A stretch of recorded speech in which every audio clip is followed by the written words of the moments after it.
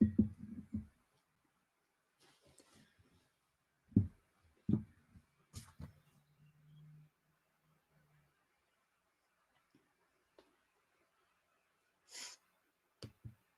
everyone. Welcome to Food Talk Live. I'm your host, Nierenberg. This is part of our monthly series presented by the Global Alliance for the Future of Food, the International Fund for Agricultural Development, and Food Tank to highlight the work of the UN Food Systems Summit champions and other experts in the lead up to the UN Food Systems Summit taking place later this year. Today's conversation is the 6th of 7 panel discussions featuring speakers from around the world. Each panel focuses on one of the Global Alliance for the Future of Food's 7 calls to action, which work to identify critical pathways to a better future of food. It's been my pleasure to co-host these discussions with Ruth Richardson, the Executive Director of the Global Alliance for the Future of Food, and the Chair of the Champions Network for the UN Food Systems Summit. This panel that we're involved in today will focus on the following call to action: create enabling environments for agroecology and regenerative approaches where investments can flourish and benefit all. And I'm really glad that we have a great group of experts to talk about this. First, we have Lana Weidgenant, who is the Deputy Partnerships Director at 0 Hour, an international youth-led climate justice organization.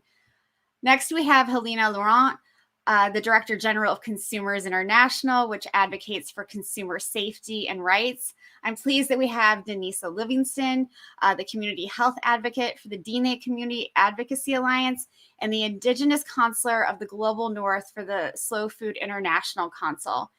We also have our friend Emile Frison, who is a member of the International Panel of Experts on Sustainable Food Systems, also known as IPES-Food. And we have Vijay Kumar Thallam, the Executive Vice Chairman. And forgive me, Vijay, I'm going to butcher this a little bit. I always have trouble pronouncing it. Rythu Sadhikara Samstha, which is a farmers empowerment group that was set up by the Indian state government. And Vijay, our thoughts are with you and all of those in India right now who are struggling to curb the pandemic. Thank you for being with us today. And I want to thank you all for being here and really sharing your expertise and your thoughts with us. So Ruth, in the last 2 sessions that we've had, we spoke about mobilizing both public and private finance for transformative change. And so I'm wondering, where does this call to action around agroecology take us now? Can you take a moment to really walk us through it and help set the scene for what we'll be hearing today? Yes, thanks so much, Danny, and thanks to everybody who's tuned into this conversation today. So this call to action is very close to the heart of the Global Alliance.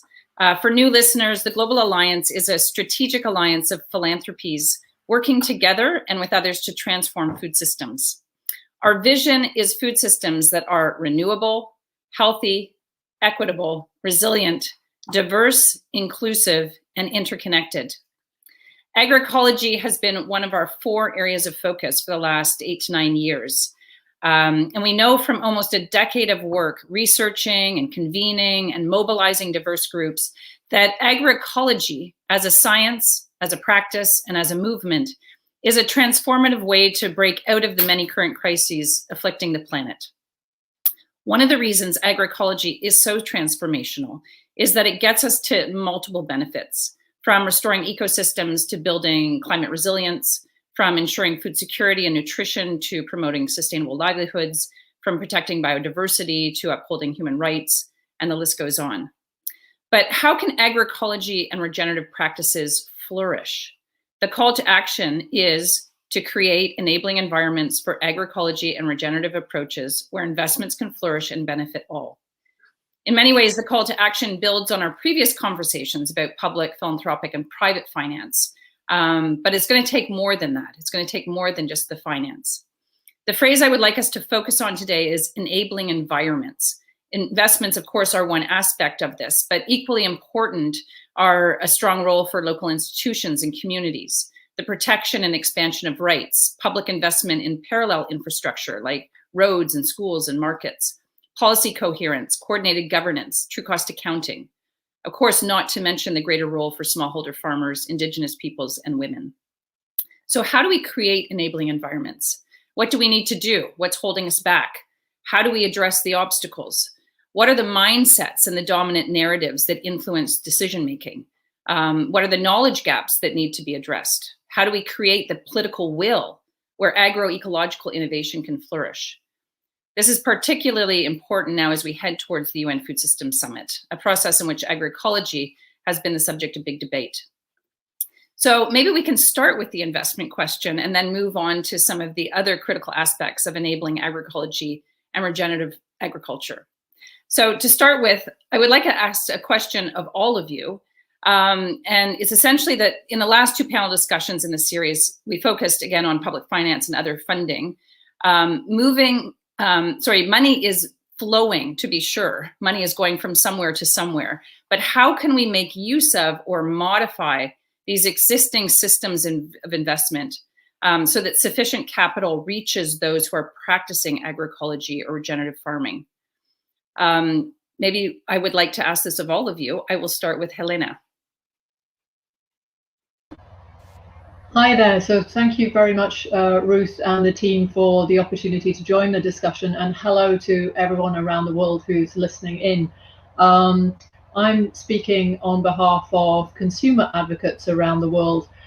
So we're a network of 200 groups in 100 countries thinking about consumer rights and responsibilities. We're all actors in the marketplace when we buy products and services. And the important thing is that we want a fair, safe, and sustainable marketplace for everyone, recognizing that at the United Nations there are guidelines for consumer protection, which include an education about sustainable consumption, that our marketplace should have a positive impact on our health and on the environment, and that's wrapped up in what we need for choice and safety and redress, and affordability and information. So in answer to your question, Ruth, I would say I'd really like to see three things. So an incredibly important call to action here. In fact, we had a conversation between consumer advocates and farmer advocates just this morning. The need for coherent policy, right on the agenda, the need for investment in infrastructure, the importance of a fair distribution and the way in which prices demonstrate externalities. I think the things I'd add are, number one, this sort of investment in education and awareness, and investment in ways that consumers receive information that really helps them with their choices and helps understand the way in which sustainability and healthy diets can be built. That would be one piece. I think there's an opportunity from the way in which we can build and use technologies to help connect different parts of the marketplace, and build different models, different approaches, so that the information flows effectively. And something that I think is really interesting is looking at how we develop and build responsible consumer agency in the system. You know, the beauty of the UN Food Systems Summit is that it is about people, it's about solutions. How do we put people back into this food system? So those would be just a few ideas to start off with. Looking forward to building on those. Thank you. Fantastic. Thank you, Helena. So Vijay, I'm going to go to you next. Helena's coming more from a consumer perspective. You work with producers. So from your perspective, working with those producers, how are we ensuring that sufficient capital is going to initiatives like yours to support agroecology, to scale it up, and to help other farmers convert who aren't using those practices now? Thank you, Ruth.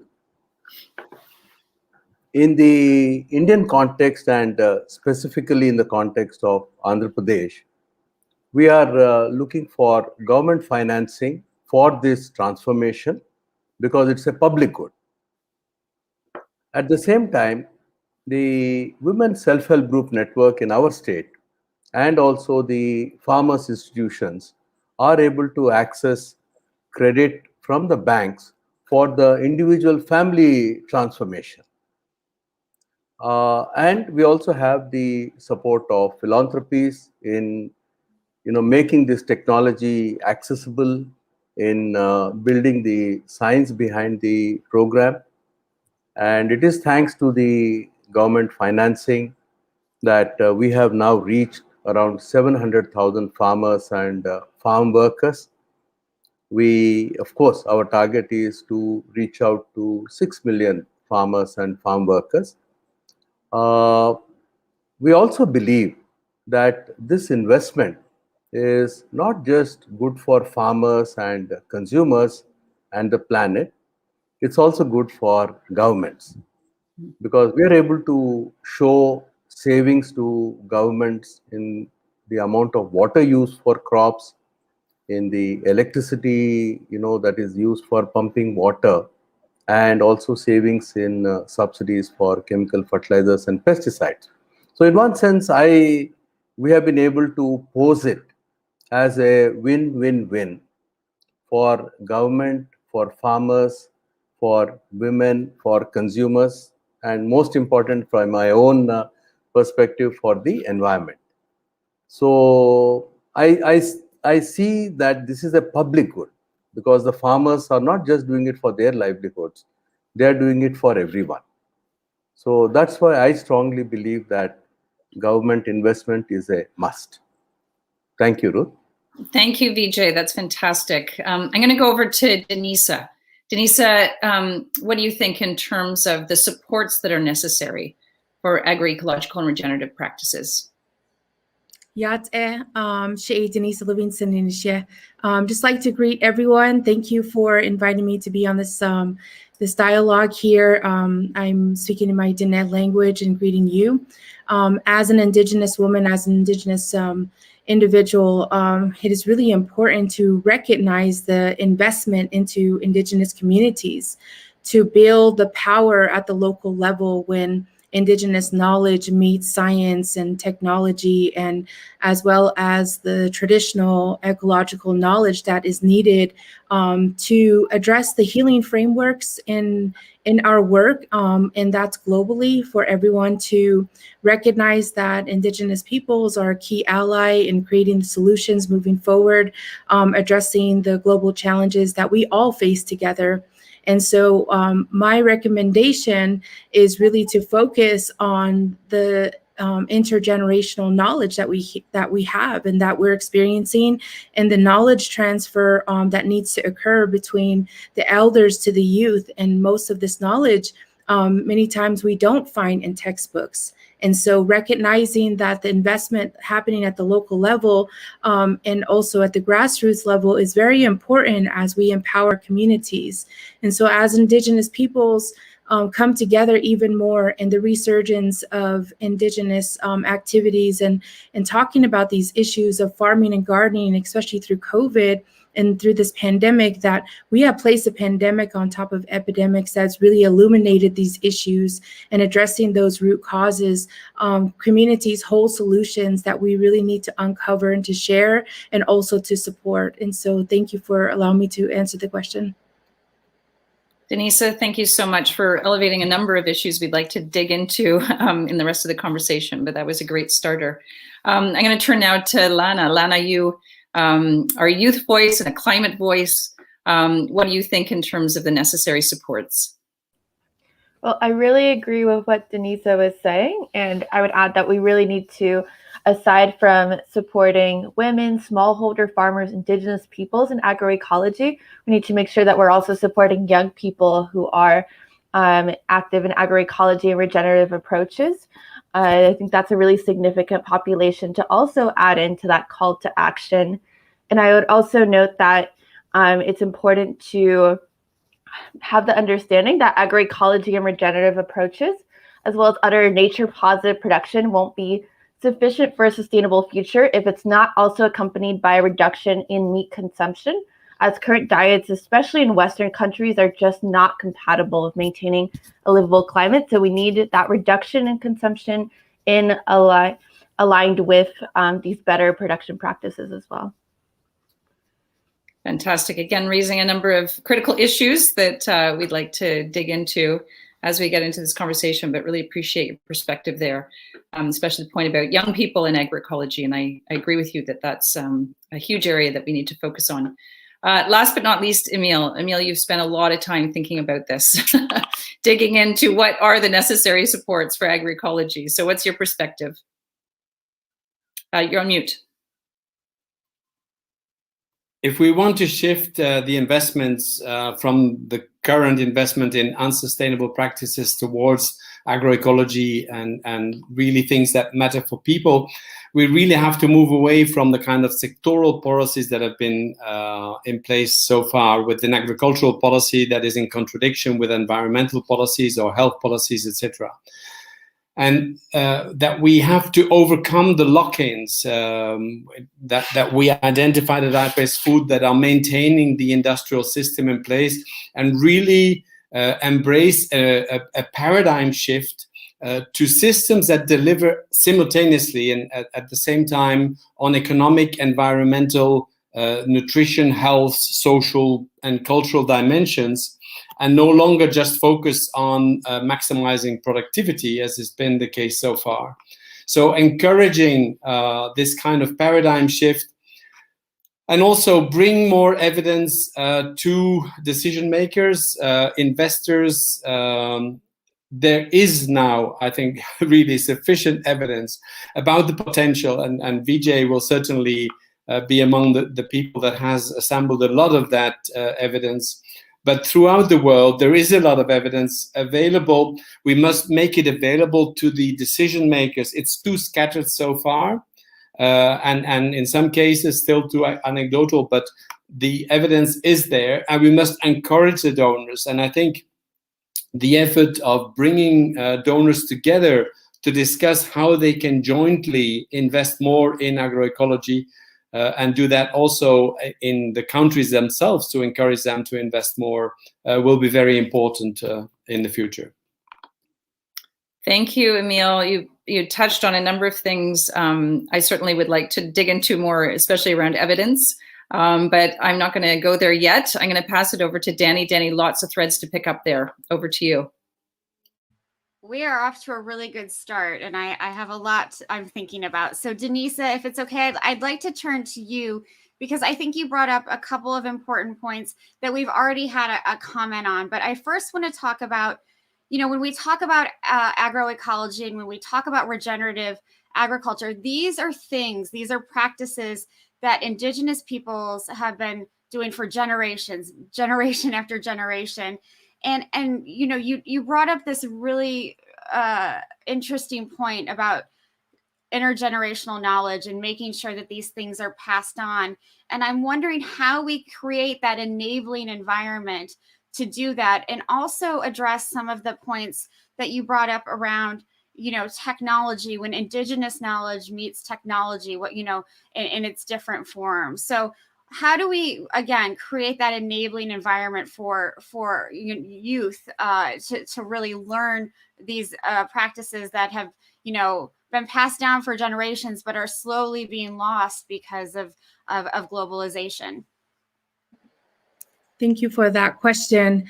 In our communities, as we face the need to support frameworks, healing frameworks from intergenerational knowledge transfer, it is really important to understand that as Indigenous peoples, the lens of being a steward of protecting biodiversity, biocultural diversity, helping our people to understand that everyone is a change maker, everyone has a place at the table, no matter what we are discussing. But especially with food systems, we understand the collective continuance, that it started with our ancestors, that the knowledge goes forth, and whatever we are investing into to carrying that knowledge forth is really critical at this point.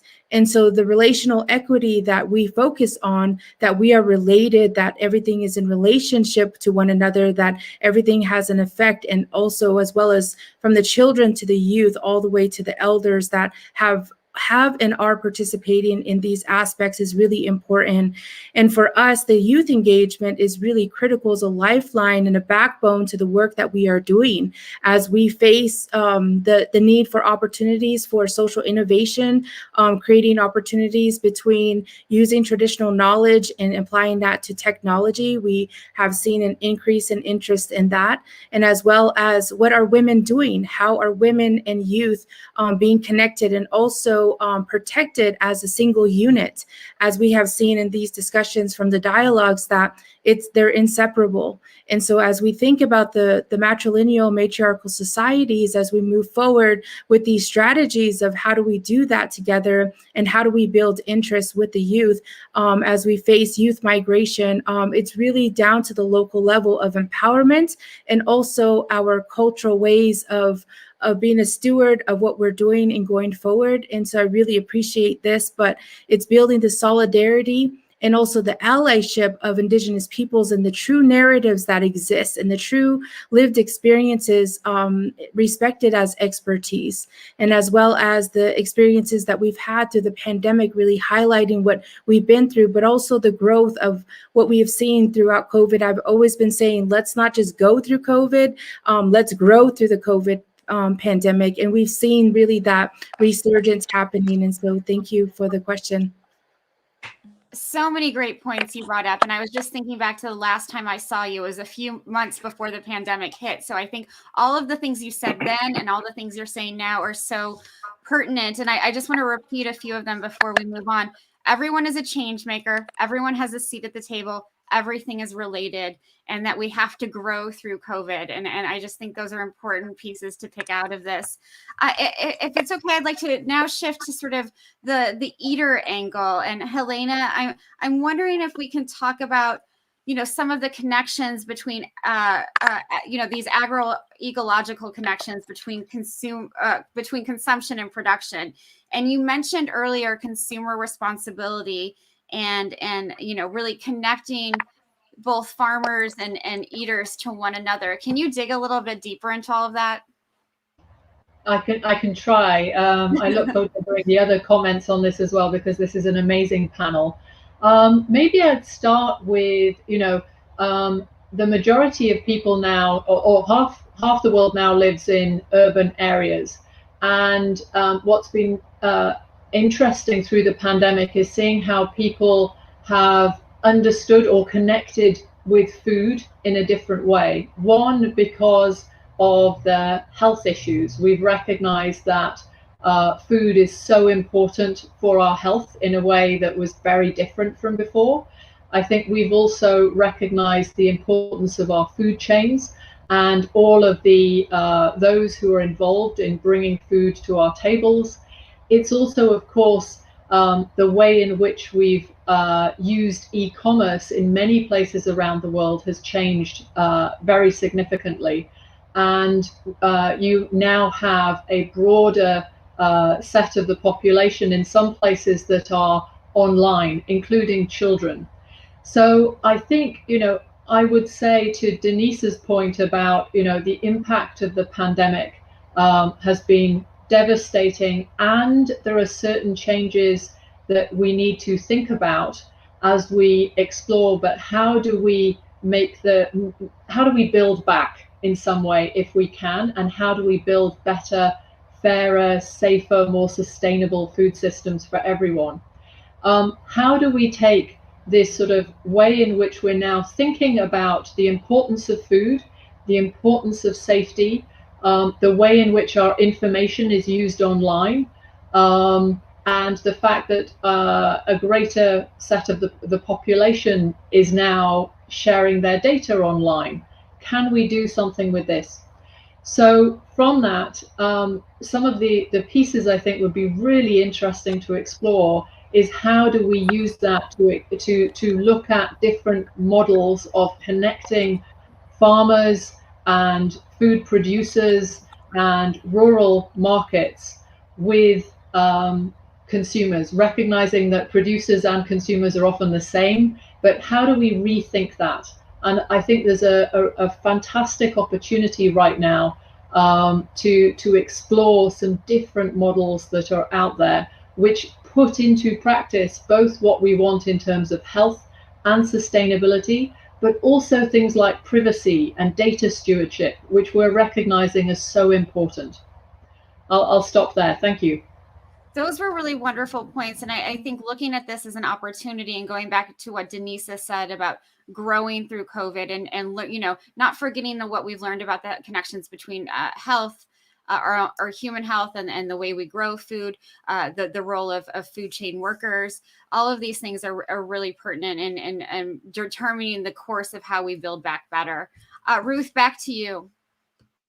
Thanks, Danny. So listening to the interesting sub-themes under a lot of these comments, which for me get to some of the values and the principles that we're bringing to this work. So Emile spoke about the agroecological principles.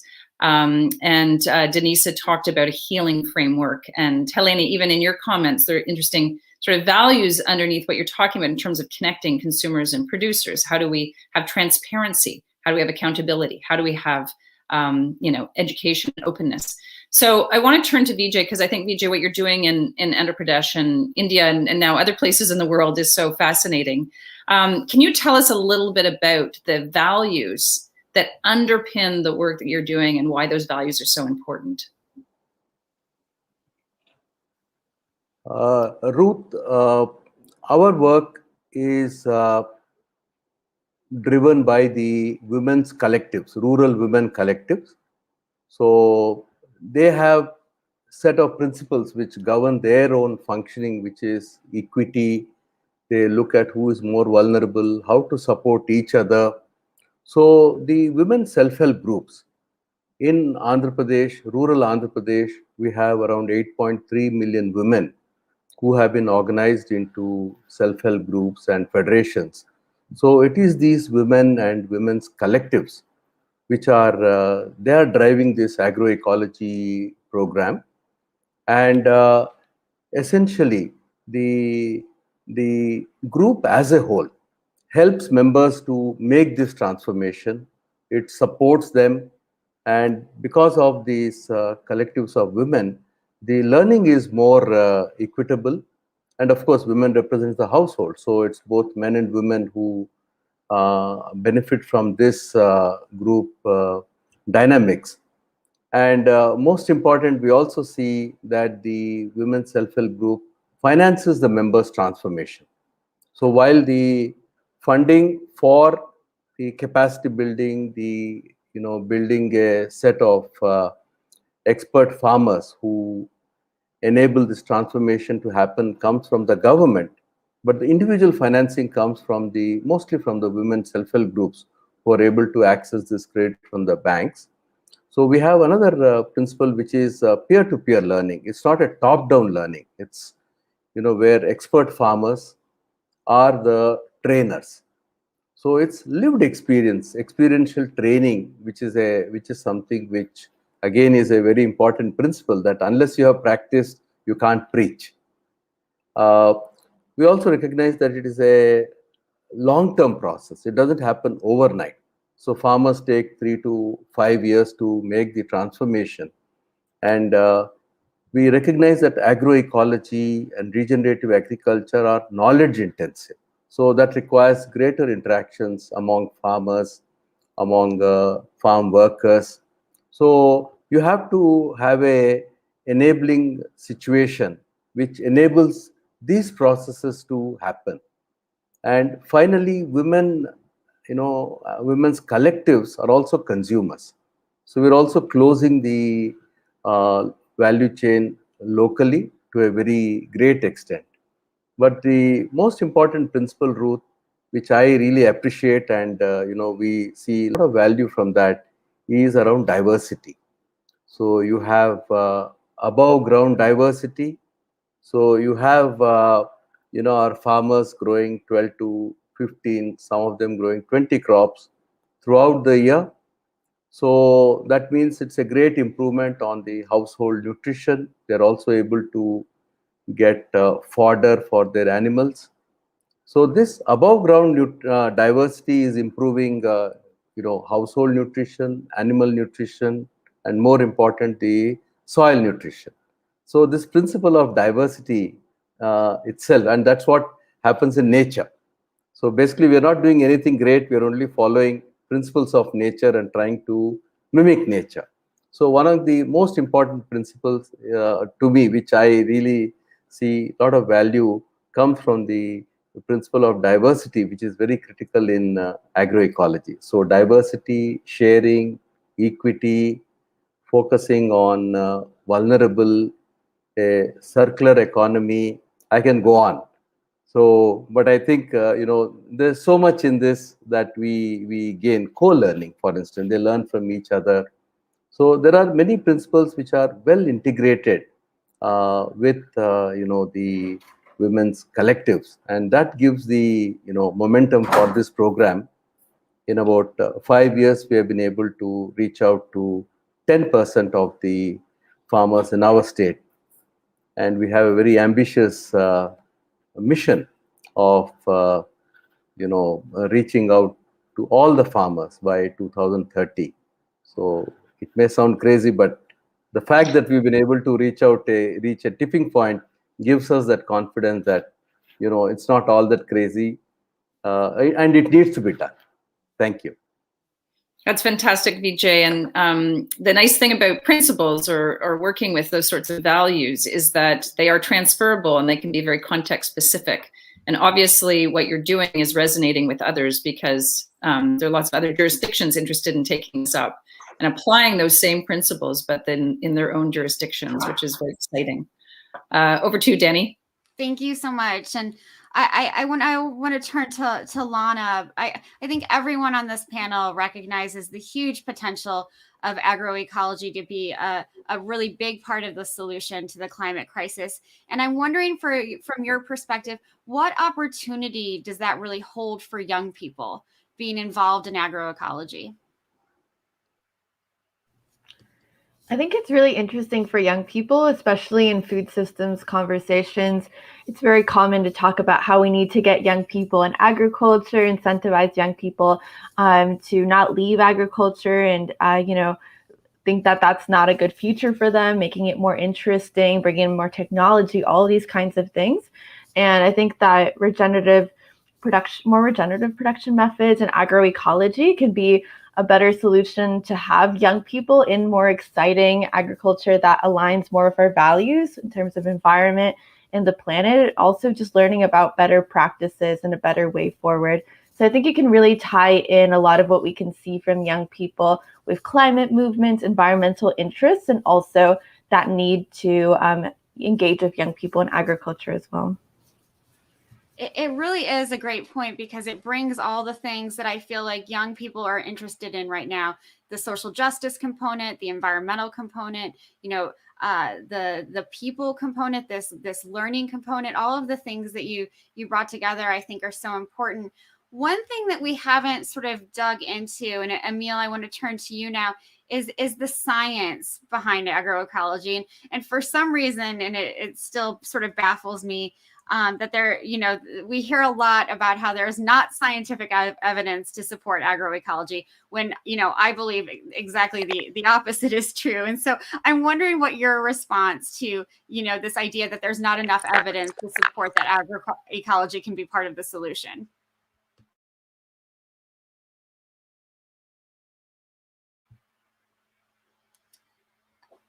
Emile, if you want to go off mute.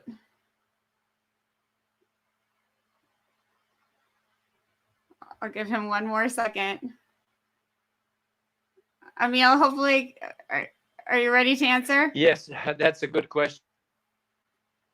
Emile, you're back on mute. Oh, yes. I think that's a very good question. First of all, hello? Yes, I am. Can you hear me? We can hear you just barely. We can hear you. Can you hear me now? Yes. Yeah, there's a big storm here. I think the line may not be very good for that reason. I think that the many people that claim there is not enough evidence is because they don't want to see the evidence that is on the table. And of course, there's not, worse blind than people that don't want to see. I think that, first of all, there's still a big misunderstanding about the nature of agroecology. Sure. It is really about a paradigm shift, a different way of looking at our food systems, one that is not just based on maximizing productivity, but one that is embracing these multiple dimensions that I mentioned earlier, the economic, environmental, nutrition, health, social dimensions at the same time. And I think there is now a lot of evidence from at all scales, including. Emile, I'm having a hard time hearing you, so I'm going to move on, I think. But I think you're bringing up some incredibly important points about the need for this paradigm shift, and that we can't just focus on production and calories anymore. That time has passed. We need to as Vijay said before, really have diverse farming systems that bring a whole range of people together and produce a whole range of nutrient-dense crops that are better for people and planet. Ruth, I'll go back to you now.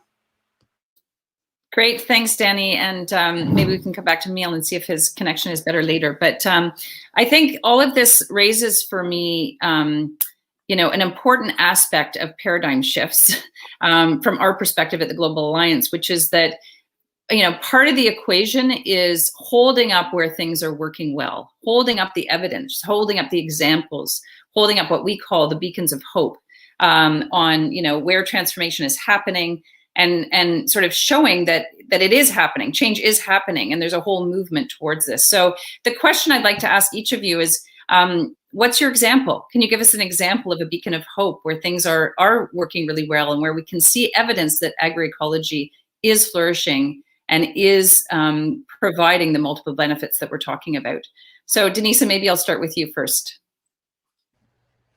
Thank you for that question. One of the things that we've been working on for the past decade is the Healthy Diné Nation Act, the only unhealthy foods tax in the U.S. that we have led from Indigenous peoples and also Indigenous nations, bringing sovereignty to the kitchen table and understanding that the focus on creating our food systems is focusing on our Indigenous values, Indigenous ways, Indigenous cultures. And what we have done is really from this tax is fund community wellness projects.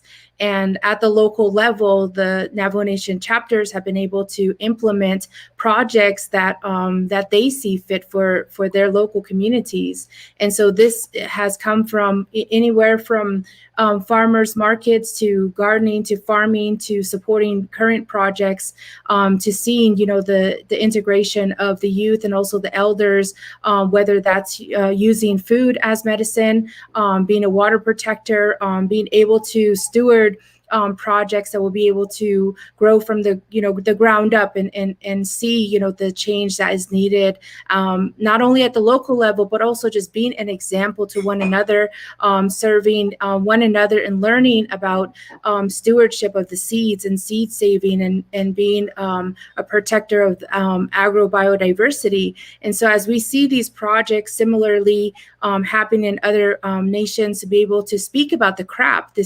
CRAP, carbonated refined artificial processed foods, that was our emphasis and also our focus, that as we come together to stem and find creative ways to be able to do this, we have been able to take something so negative and to see and to address the food apartheid that we face, but also the nutritional trauma. And so that is one aspect, but on a larger scale is the international network that we have of the Indigenous Seta Madre network from Slow Food International, bridging Indigenous communities, leaders, and youth, women, of all aspects, to be able to bridge and bring a space for them to be able to grow and support one another and to learn from one another. So as we do this from a local level to a global level, it's really important as we see the connection between the local work and also the emphasis and also the the place that it has in public health systems in regards to Indigenous public health systems.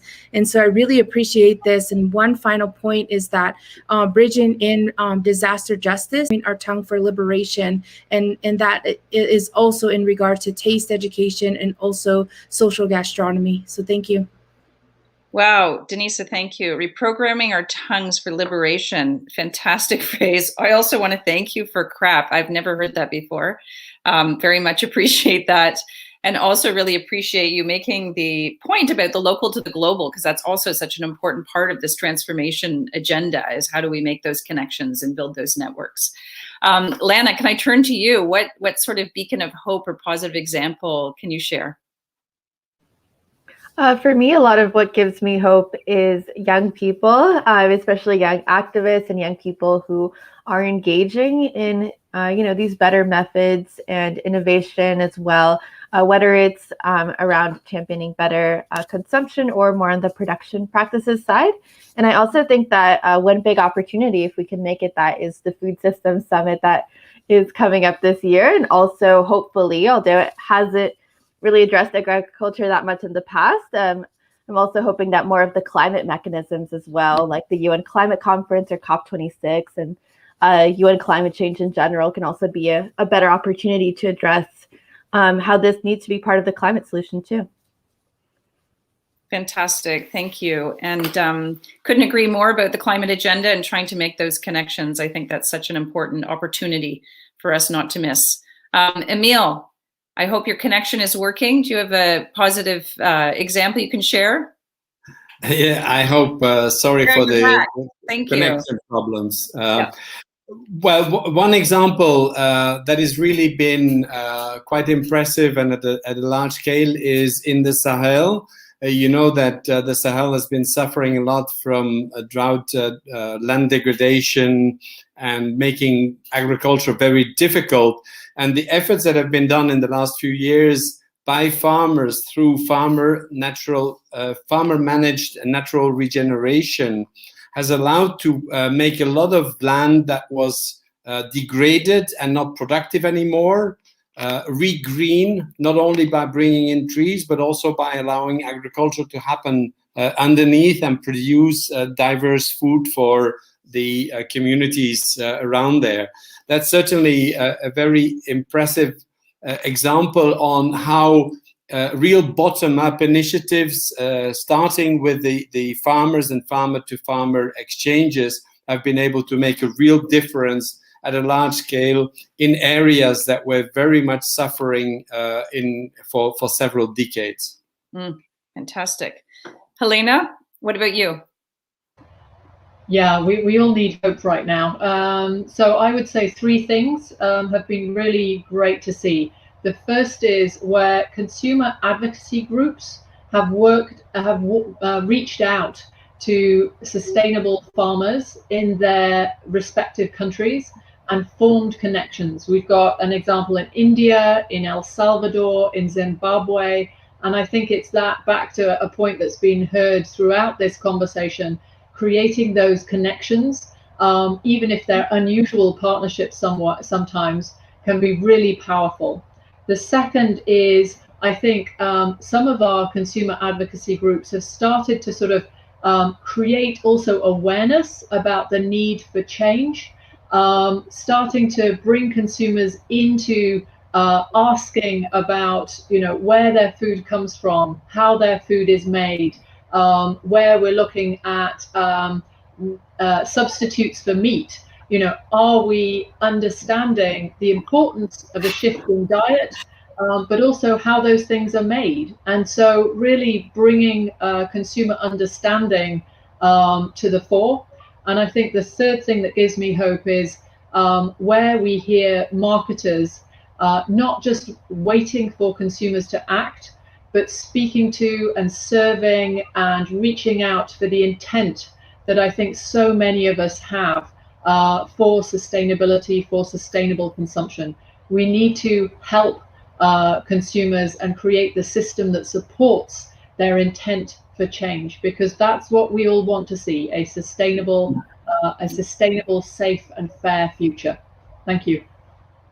Great, fantastic. And finally, Vijay, what gives you hope? What example can you hold up where change is happening and you can see the possibilities? Yeah, thank you, Ruth. I also want to point out that over 2 or 3 decades of this awareness around agroecology and regenerative agriculture, we have to contend with the fact that there are about 570 million farmers across the world, and as of now, it's a very small number that has made the change. So that is a fact, and there are so many challenges which are keeping it that way. And Emile referred to some of them. Mm-hmm. So what gives me hope is farmers' movements, indigenous peoples' movements, women farmers, and which are being supported by civil society organizations, governments across the world. And in India, I have been involved in a very large farmers movement over the last 15 years, as I said, which is supported by the women self-help group movement. So we have now reached around 10% of farmers and farm workers in Andhra Pradesh, which is a tipping point. But I'm not satisfied with only Andhra Pradesh. We also see now that there are civil society organizations across India and several state governments who are now keen to learn from us, see what is working, because I believe that we need partnerships between government, civil society organizations, women self-help groups, indigenous people, movements, young youth, and the consumer voice. So I think each one is a very powerful lever. If all of them come together, then I think you'll see an explosion. But it's not an easy process, because it is not just technology. We have to understand that this is knowledge intensive agriculture. This is also agriculture which, in some ways, the mainstream, which unsustainable agriculture has been ridiculing. So we need very strong human systems. We have to build the social capital. It's not just technology. I just want to repeat. So if you don't do this, if you don't build this foundation of farmers groups, women's groups, indigenous people, young people's organizations. So these people, these have to come together, and there is a science to this also. And similarly, the fact that it's not top down, it is a farmer to farmer extension system, also needs investment in human capital. So I think there are a number of things which need to come together. And what we don't have is time, because I believe very strongly that regenerative agriculture, agroecology is the best solution for climate change. And if you ask me, it's the only solution. But we have to scale it up as quickly as we can. Otherwise, it's going to be very difficult. So I like your point that each country, each society needs that beacon of hope. I think let us amplify wherever good things are happening across the planet and bring all these beacons together. It's like a focused effort. If you bring all the champions together, then you can have an explosion. So I hope I'm not sounding crazy. Not crazy. Sounds fantastic. Danny, anything in there you want to pick up? So many great points. And I think Helena and Vijay, both spoke about something very important, which is this idea of alliances, and often unlikely alliances, and really bringing people together. And that brings me to a comment that we received from our really engaged audience. And I want to commend our audience for constantly putting comments up. So I'm going to try to go back to one where the commenter asked about, what is the role for the private sector? What is the role for corporates in agroecology? And I'm wondering, with the time we have left, if anyone wants to comment on that. Maybe Emile, do you have an idea of how corporations or the private sector can be involved? The first point is really to recognize that the most important private sector are the farmers themselves. They are really the largest private sector in the world, and we must realize that. And I think there's a lot that can be done by the private sector to engage with farmers in a different kind of relationship. We must recognize that farmers throughout the world have been and still are among the poorest people in society. They are really exploited by our current system that is putting all the power in the hands of a few people and companies that control the food system to a very large extent. So there must be really a mindset change in the private sector if we want this to turn into a sustainable form of food systems where there's not just the maximization of profits as the only objective, and that we move towards the definancialization of the food systems to allow this to happen. That's going to be a big challenge. Absolutely. Great points, Emile. Vijay, you also raised your hand. Do you want to comment? I think everyone needs to accept that, we have to make obvious the costs which are hidden. So currently, private sector is working on cheap food, but that's because we are not taken the various other costs into account. And, we can no longer go with that falsehood. And what is happening? You are also destroying the environment through so-called cheap food policies, and the consumers are getting food which is maybe good in calories but doesn't have nutrition. So that way, both producers and consumers and the planet, everybody is losing, and maybe somebody is gaining. I don't know who is gaining, but definitely everybody is losing. And so therefore, I believe that consumers' rights have to be respected by private sector. At the same time, farmers' rights have to be respected by the private sector. And most important, recognize that, economy is a subset of the environment and not the other way.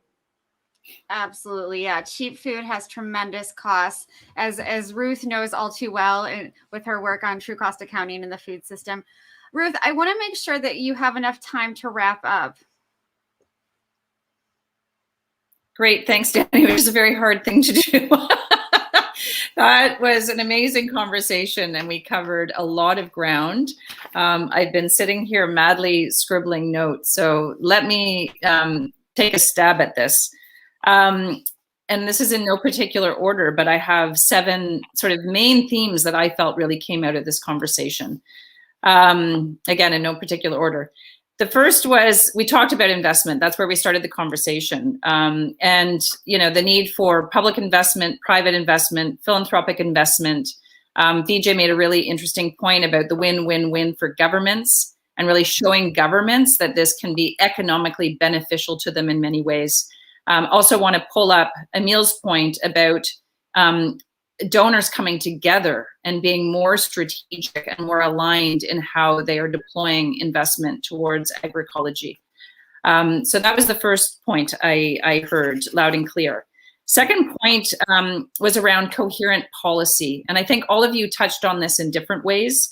But I think it was Emile that said something about getting away from sectoral policies and really needing to look at environment and health and agriculture and finance and climate and all the various ministries we have or the ways of organizing we have, that we really have to bring coherence to that, to see the intersecting issues, problems, as well as the intersecting solutions and multiple benefits we can get out of solutions.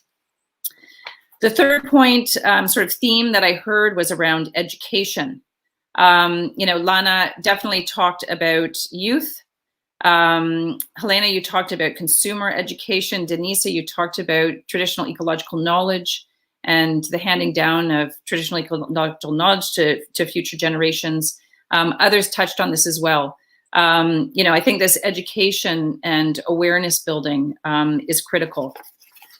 The fourth point, I wrote down solidarity, because Denisa said something about solidarity, and then I started adding all these other sub-bullets to it.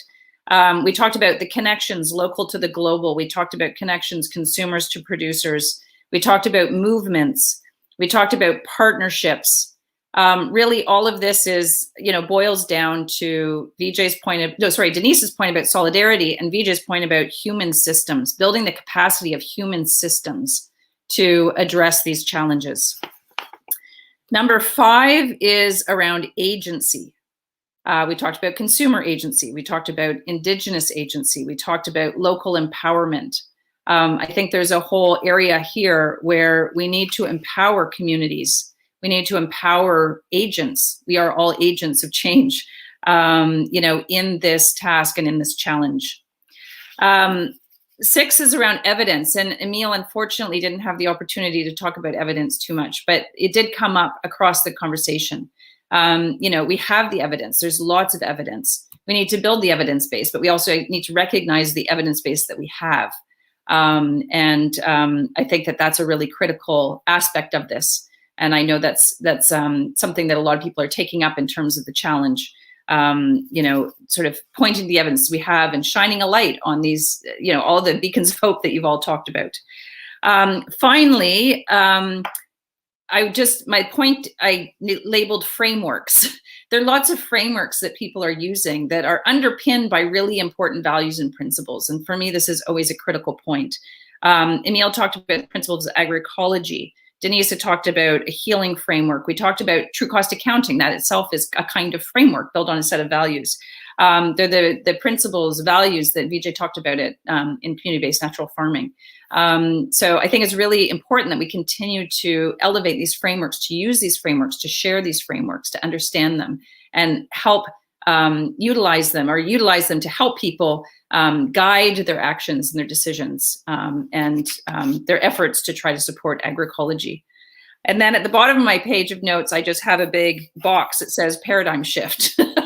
So I think what all of this leads to, hopefully, is a sort of paradigm shift in how we're thinking about our food systems, how we're thinking about the way we grow, the way we process, the way we transport, the way we consume, the way we waste food. So that's my quick summary, and over to you, Dani, to round things out. Thank you so much. This has been such a great hour of discussion. I could keep talking to you all for many more hours. Ruth, you do such a great job of really tying it all together. I want to thank you, the Global Alliance for the Future of Food, the International Fund for Agricultural Development, all of our panelists, and again, all the folks who've been commenting and watching and really engaging with us. You're doing a tremendous job of keeping the momentum going, and the paradigm shifts, I'm sure, are happening in your own communities. I hope you all will join us again for our final discussion, which makes me a little bit sad, on June 10th at 9 a.m. Eastern Time, on the final call to action from the Global Alliance for the Future of Food, which is to promote nutrient-dense whole food diets underpinned by diversified food production adapted to different microclimates and socio-cultural contexts. I can't wait for that discussion. Thank you all again. Please stay safe and well.